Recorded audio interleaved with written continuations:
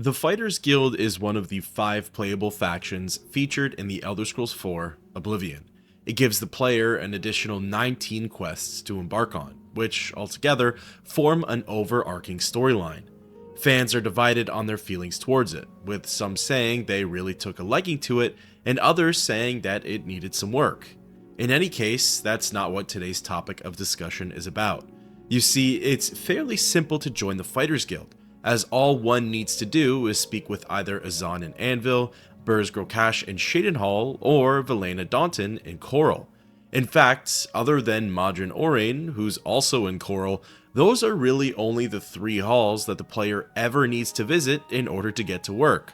The questline has you bouncing around from each quest giver in one of the 3 cities, and then sent to the far reaches of the province in order to complete the contracts. However, out of the 8 major cities left standing in the game, Breville, Bruma, Skingrad, and Leyawiin all have halls too, and unfortunately, they don't really get used, say other than maybe as meeting points for quests. Even the Mages Guild questline uses all of its halls for the recommendations. So, I wanted to take today to briefly discuss some possibilities as to why the other Fighters Guild halls aren't used during the questline, or for any other matter really. As per usual, the facts and information provided are brought to you by the game itself and the unofficial Elder Scrolls pages. So, before delving into the ideas and theories, it's best to talk a bit about how the Fighters Guild operates. The Fighters Guild is a government-sanctioned faction, receiving direct support from the Empire itself. According to the UESP, it's meant to provide a space for those who wish to study and train in traditional combat styles, i.e. hand-to-hand, blades, axes, maces, shields, bows, etc., with the ultimate goal of becoming a hired mercenary for the guild. The faction operates on a hierarchy system, with Associate being the entry-level rank and Champion being the highest any ordinary person could reach. Of course, there is the Master rank, which oversees the guild as a whole, but that position can only be held by one person at a time. Regardless, the point of the guild halls is to house its fighters and take in contracts from the citizens of Tamriel. These jobs can range from extermination quests like a rat problem, to providing security like the unfortunate shopkeeper, to retrieval missions like Emelian's debt, all the way to bounties on notorious outlaws like Azani Blackheart. They essentially do what the town guard cannot, or will not, as these contracts often bring the guild to far-reaching places, which are way past the county limits. As for who takes in and dishes out the contracts, well, it's supposed to be the guild stewards. Each hall is supposed to have a leader that oversees that specific hub, exactly like how the Mages Guild has their select wizards overlooking their respective city's hall. They're supposed to bring order, organization, and work to their sectors of the faction. Azan is the Anvil Hall's guild steward, Burzgrokash is Shadenhall's leader, and technically Velena Daunton is Coral's, but that gets delegated to Modron Orain. So, where then are the other stewards? Why does the player have to travel to Coral or Shadenhall in order to take a contract that's closer to Bruma, or travel to Anvil in order to get sent off for a job down in Leyawiin? It's now time to get into the theory portion for this video. I'll start by presenting 2 development-based reasons as to why the other guild halls possibly aren't used, and then I'll move on to 3 potential lore-based reasons. Number 1 for the developer-based theories, and is probably the answer you've been repeating through your screen: cut content. Those 2 words ring through my head every time I look at Kvatch, the Arena, the Black Horse Courier. I could go on for a long time. Oblivion has no shortage of quests and features that were removed from the game due to time crunch and disk space. Bethesda had very ambitious plans laid out for the Elder Scrolls IV, and while I love the game that we got, it's hard not to imagine what it would have been like playing through the completed version. There's a very good chance that a lot of the Fighters Guild quests were meant to be handed out by other stewards in the other cities, but the idea was ultimately scrapped due to the reasons mentioned above. We already know that the Arena, one of the other factions in the game, was meant to be so much more than what was delivered in the final product. I see no reason as to why the same couldn't be said for the Fighters Guild. Maybe other guild halls were meant to have more members stationed at them. Like for example, Bruma only has 2 and Breville 3. Perhaps they were meant to have at least 5 guildmates per, similar to what we see in Coral, and one of them was to be a guild steward. This would make more sense for quests like Emelian's Debt, the Fugitives, and the Stone of St. Alicia, where the guild hall that's in charge of these contracts is one on the other side of the province. Now, as viable of a theory as it is, here are a couple of points to work against it. We've heard a lot about the specific content that was cut, and the Fighters Guild has never explicitly been mentioned. Obviously, the developers don't have to list every single thing they intended to include in the original game, but I feel as though after all these years, it would have been brought up in some way or another. The other point is that although I cherry-picked some good quests to showcase a contract's proximity to its responding guild hall, most of the other ones are actually well placed. The rest of Azan's quests are located in and around the Gold Coast, and the same could be said for Burz's jobs in County Shadenhall. Modron's later quests are very specific to the overarching questline, and his early ones are based more around the guild itself than contracts for Cyrodiil's citizens. Perhaps the idea as well is that only a select few can afford the time and money to deliver their contract to one of the three hubs. Maybe there are a lot more jobs in the other parts of the province, but the client who might be in a faraway city can't get in contact and they have to sort out their problems on their own. In any case, cut content should still be looked at as a very possible reason for the lack of gameplay at the other cities' guild halls. The next developer-based theory is that the guild halls were solely added in for the player's convenience.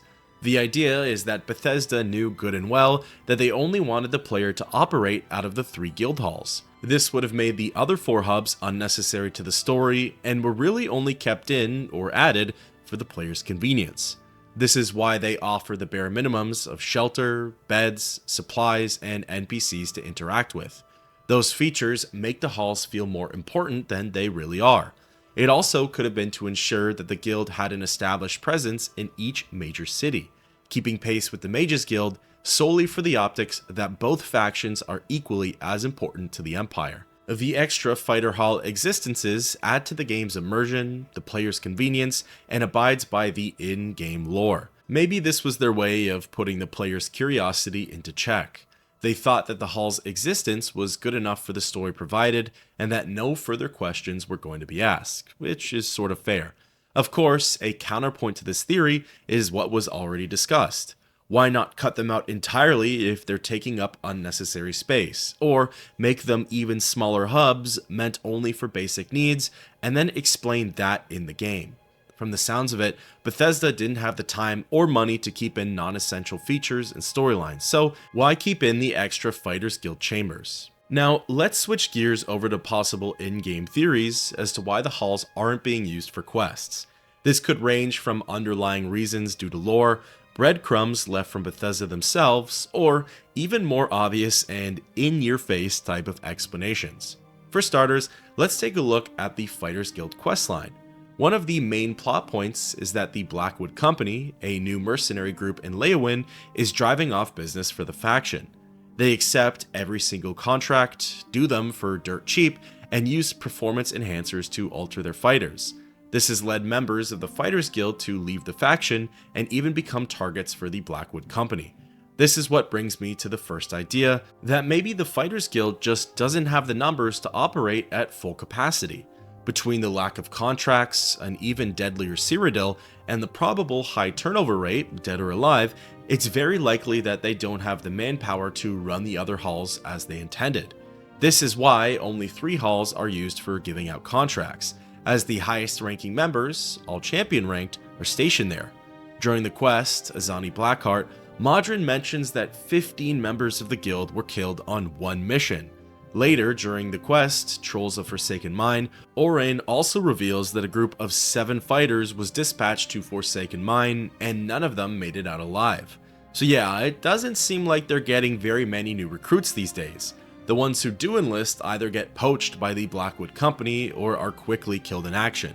The guild could definitely be spread too thin for them to be able to operate out of every single guild hall. As mentioned before, Bruma and Breville only have a combined 5 members that call these hubs home. These numbers are hardly enough to have a working chain of command for fulfilling contracts, let alone a steward.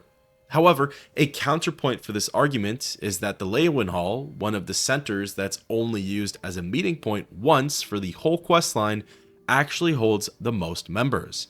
There are 8 NPCs who frequent it, which is one more than the Anvil Hall, one of 3 main hubs for the faction. Of the 8 members, Vantus Prelius, one of the troublemakers during the quest, Drunk and Disorderly, is Warder rank, just 2 titles under Champion.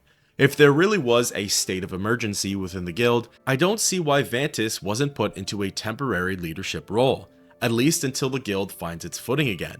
There are 7 other members there waiting around for tasks, and it seems more efficient to accept contracts out of the hall than to wait on word from Coral.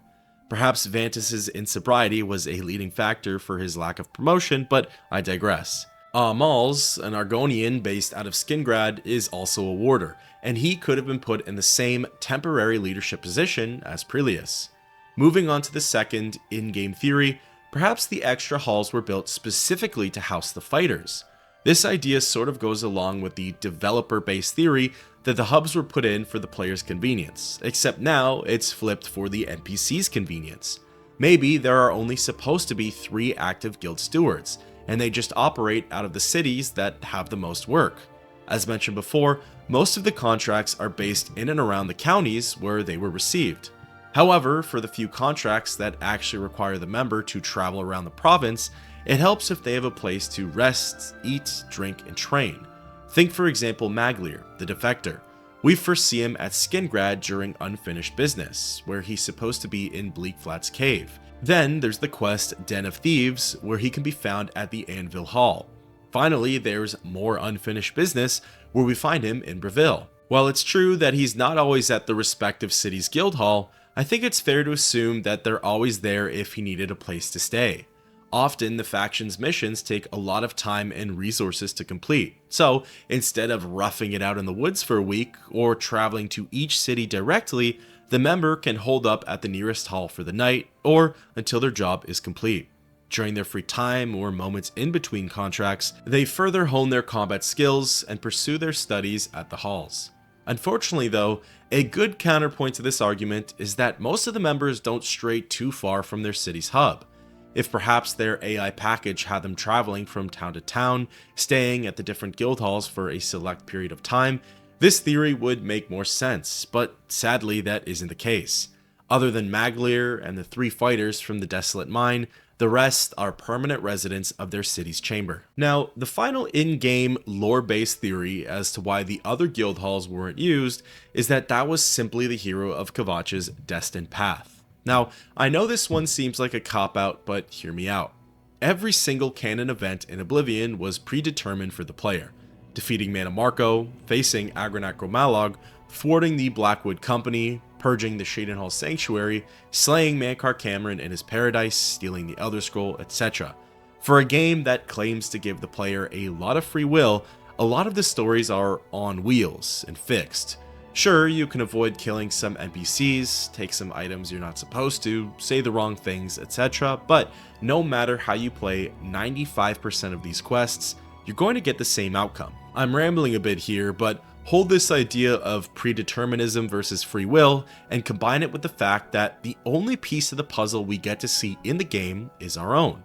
Take for example the Dark Brotherhood. Pretty much every NPC stands around all day and talks about the same couple of contracts they went on.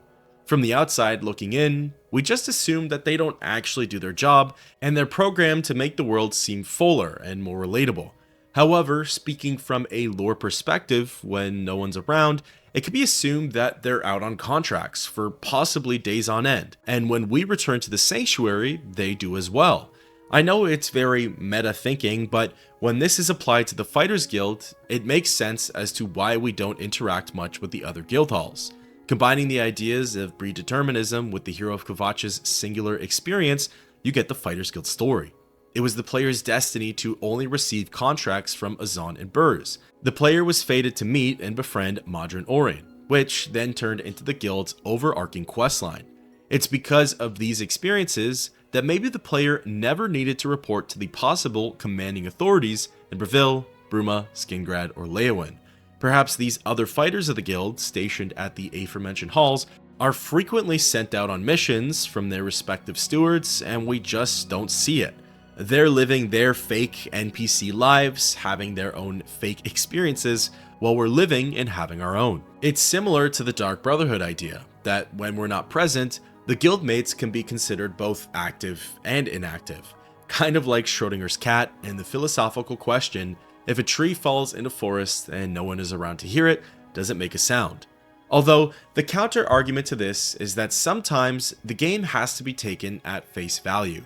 Some NPCs do go out on day or week-long missions, like for example, the Dark Minion at Deepscorn Hollow and some of the pirates in Dunbarrow Cove.